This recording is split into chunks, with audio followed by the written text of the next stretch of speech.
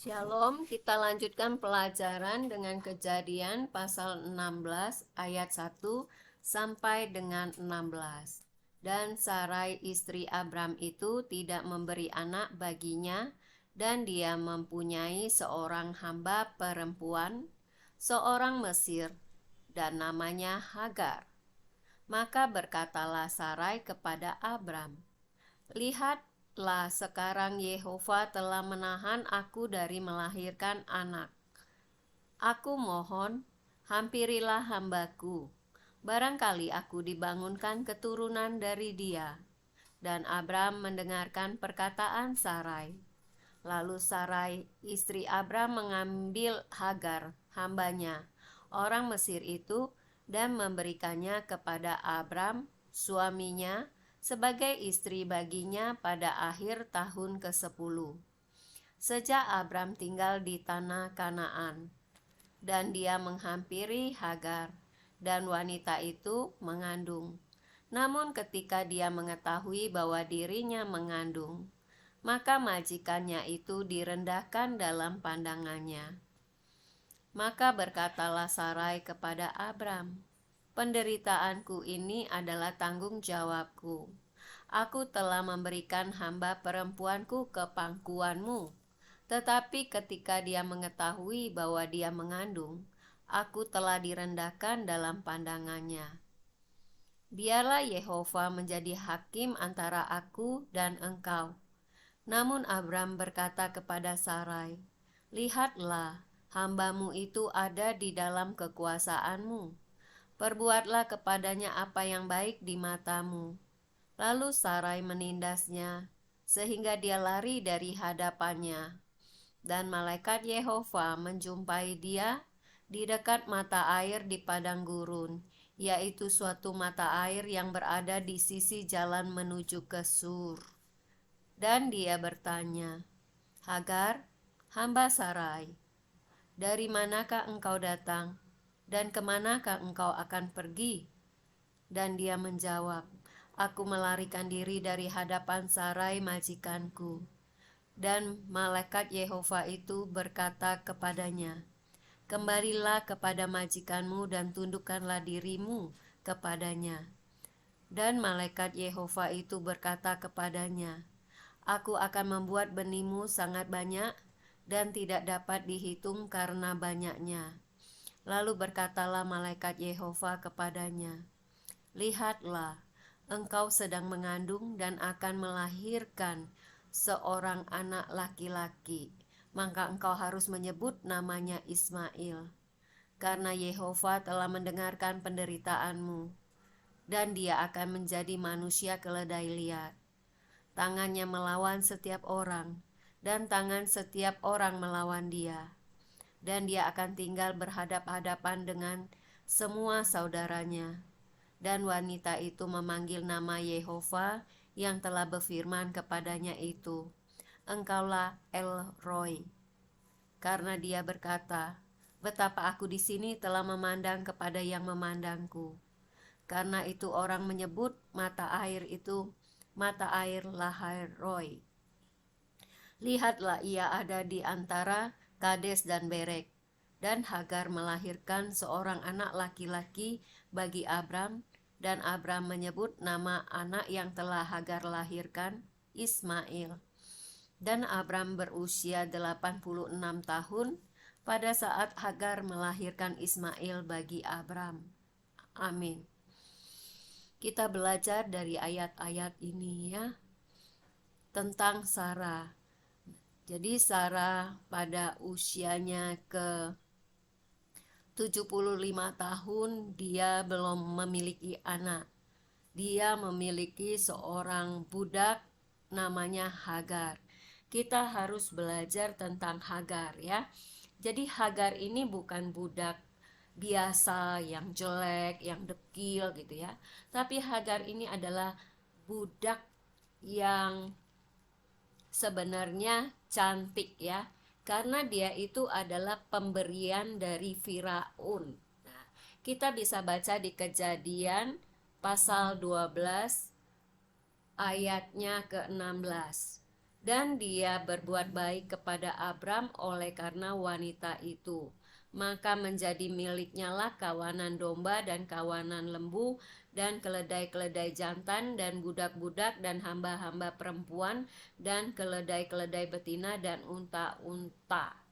Namun Yehova menimpakan tula yang dahsyat kepada Firaun dan kepada seisi istananya berkenaan dengan Sarai istri Abram. Nah, jadi budak budak perempuan di sini ditulis hamba-hamba perempuan ya. Itu pemberian Firaun kepada Sarai. Nah, karena dia hendak menjadikan Sarai istrinya.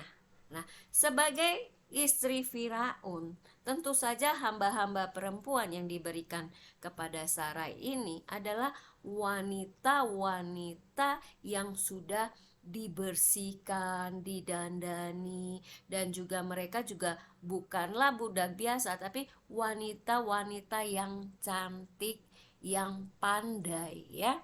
Kalau Anda sering menonton drakor ya, di istana itu ada pemilihan budak-budak. Budak-budak itu diuji, dites ya. Setelah itu kalau mereka lulus, mereka dilatih. Setelah dilatih, mereka juga harus berpakaian yang yang bersih, yang rapi. Mereka harus berpenampilan cantik, menarik seperti itu ya. Jadi Hagar ini adalah wanita Mesir, hamba perempuan yang cantik, yang rapi, yang terdidik ya, seperti itu. Kemudian kita belajar berikutnya bagaimana Sarah ini memberikan Hagar kepada Abram sebagai istri ya, supaya bisa melahirkan anak bagi Abram. Nah, kita melihat di sini ya. Sepertinya perbuatan Sarah ini biasa-biasa saja.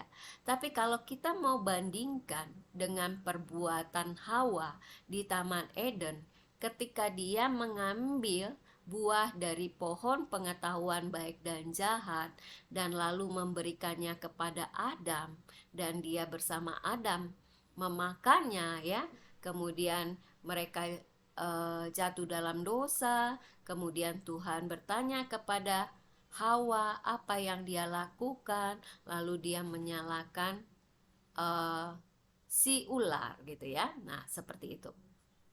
Jadi ini hampir sama dengan peristiwa Hawa itu.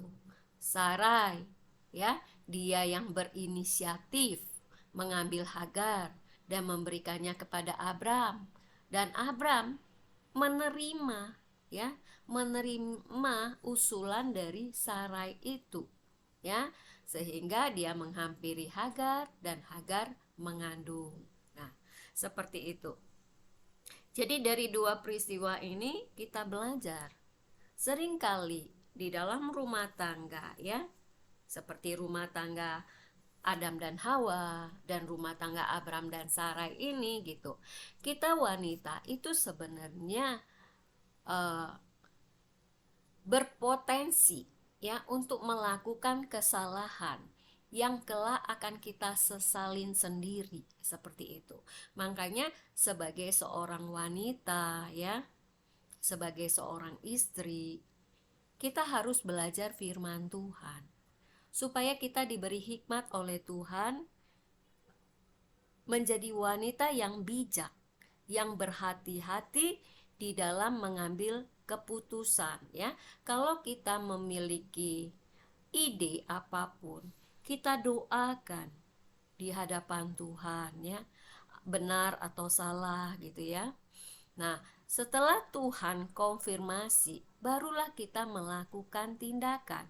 Tetapi kalau Tuhan tidak setuju, jangan ya.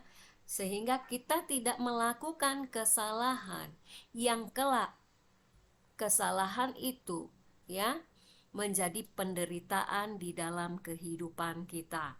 Nah, sama seperti Hawa ya, akhirnya hidupnya mendapatkan penderitaan karena dia dikutuk ya oleh Elohim, sehingga hidupnya harus mengalami penderitaan, kesakitan. Demikian juga keturunannya, para wanita akan mengalami penderitaan dan kesakitan di dalam kehidupan mereka. Nah, demikian juga Sarai, karena keputusannya itu, akhirnya dia juga mengalami penderitaan, ya. Nah, seperti itu. Jadi kita wanita harus berhati-hati, jangan kita menjadi inisiator yang sebenarnya nanti akan membawa penderitaan di dalam kehidupan kita sendiri, ya. Nah, kemudian dari sini kita belajar juga sama seperti Hawa yang menyalahkan ular. Di sini Sarai dia pun menyalahkan Abram gitu ya. Penderitaanku ini adalah tanggung jawabmu. Nah, kan kita seringkali wanita setelah terjadi masalah, penderitaan ya di dalam rumah tangga kita, kita menyalahkan suami kita, ya. Berapa banyak wanita yang seringkali seperti itu, dan banyak kali ya. Jarang ada wanita yang menyadari bahwa ketika dia menderita karena perbuatan suaminya, dia sadar bahwa itu akibat dari dosanya juga gitu, kesalahannya juga gitu ya. Tidak banyak wanita yang sadar. Mereka lebih suka menyalahkan pasangan hidupnya, suaminya. Kamu yang salah, kamu yang salah. Suami pun menyalahkan, kamu yang salah. Akhirnya terjadilah pertengkaran-pertengkaran dan berakhir dengan perceraian ya. Jadi dari Sarai, dari Hawa kita belajar supaya kita menjadi wanita yang bijak, supaya kita tidak menderita karena kesalahan kita. Dan kalau kita mengalami penderitaan karena kesalahan kita, mari kita introspeksi diri kita ya. Kita tidak perlu menyalahkan siapapun. Mari kita introspeksi diri kita bertobat ya, kita tinggalkan dosa dan pelanggaran kita belajar firman Tuhan, kita taati firman Tuhan itu ya dengan setia, maka engkau akan melihat bagaimana Tuhan akan menolongmu. Kemudian kita belajar dari sini bagaimana karena akhirnya Hagar ya, setelah dia tahu bahwa dia mengandung, dia memandang rendah majikannya Sarai ya. Jadi itu suatu kesombongan, mata yang sombong gitu ya. Nah, seringkali kita seperti itu ya, sombong. Nah, sombong itulah awal dari penderitaan juga ya. Kita melihat karena kesombongan dari Hagar, dia pun akhirnya menderita ya. Nah, jadi kita melihat di sini bagaimana Abram sebagai suami dia menengahi masalah Sarai dan Hagar ini ya. Lihatlah, hambamu itu ada di dalam kekuasaanmu. Perbuatlah kepadanya apa yang baik di matamu. Nah ya, apakah Abram ini mengambil keputusan yang bijak gitu? Abram di sini tidak membela Hagar ya, tapi dia juga tidak membela Sarai. Tapi dia tahu bahwa Hagar itu memang hambanya Sarai gitu. Jadi sebagai hambanya Sarai adalah haknya Sarai ya untuk memperlakukan Hagar gitu. Makanya dikatakan sini, perbuatlah kepadanya apa yang baik di matamu gitu ya. Jadi dia mengembalikan lagi kedudukan Hagar seperti sedia kala gitu. Nah, dia pikir ya Sarai akan berlaku baik kepada Hagar, tapi tidak ya. Sarai yang sudah kecewa dengan Hagar ya. Jadi seharusnya Hagar dan Sarai ini bisa memiliki hubungan yang baik. Karena memang sebelumnya Hagar itu kan adalah hambanya Sarai ya, hamba yang Sarai kasihi. Makanya mengapa Hagar diberikan kepada Abram, karena Sarai mengasihi Hagar gitu ya, sebagai hambanya yang terdekat dengannya gitu ya, di dalam kehidupannya sehari-hari. Tapi ya kemudian Hagar mulai berlaku sombong ya, seperti suatu pengkhianatan gitu. Nah, pengkhianatan itu menyakiti hati Sarai, sehingga akhirnya Sarai menindas dia ketika dia diberi kesempatan oleh Abram seperti itu. Jadi dari cerita ini sebenarnya ya, kalau Hagar itu tidak menjadi sombong ya, dan maka hubungan dia dengan Sarai itu sampai dia melahirkan itu akan tetap baik. Mereka akan seperti saudara yang saling mengasihi, dan Ismail pun akan lahir di pangkuan Sarai, menjadi anaknya Sarai gitu ya. Tapi kita melihat karena tindakan sombong dari Hagar gitu ya, akhirnya ya dia merusak hubungannya sendiri dengan Sarai. Nah, hubungan yang rusak ini sampai kemudian ya, sampai berikutnya, tahun-tahun berikutnya itu tidak pernah bisa dipulihkan lagi. Ya. Sarai tetap menyimpan sakit hatinya kepada Hagar. Sehingga ya, mereka walaupun tinggal sebagai istrinya Abram gitu, istri-istrinya Abram, mereka tidak bisa akur lagi ya. Makanya dari peristiwa ini kita belajar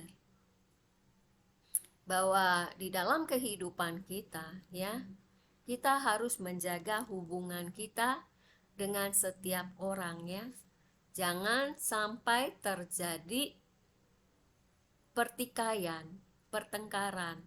Karena apabila kita bertengkar gitu ya, maka hubungan itu sudah sulit untuk dipulihkan.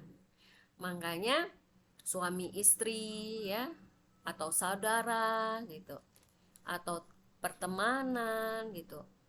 Kita sebagai orang yang percaya kepada Tuhan Yesus pun mengajarkan supaya kita ya, sebagai gambarnya Tuhan, kita harus mengusahakan damai ya. Kita harus berdamai kepada semua orang yang kita kenal ya. Jadi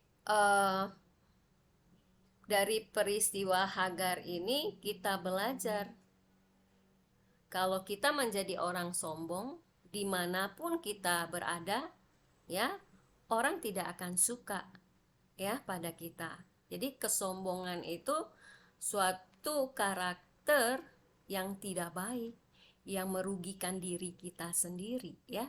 Seperti Hagar, karena kesombongannya yaitu dia sendiri yang mendapatkannya.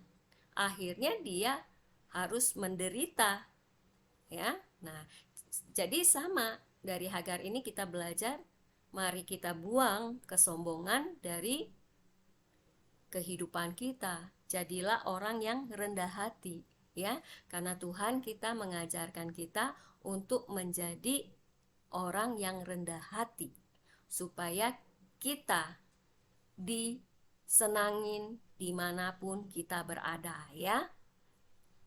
Dan menjadi orang rendah hati itu juga membuat kita bersuka cita ya, karena akhirnya orang-orang menyukai keberadaan kita dan kita akan ditolong oleh orang-orang di sekitar kita ya. Sungguh kebenaran firman Tuhan itu luar biasa ya. Kalau kita mau taat melakukannya, maka kita akan terberkati oleh kebenaran itu. Kemudian dari sini kita juga belajar ya tentang anaknya Hagar ya, anaknya Hagar nanti bernama Ismail.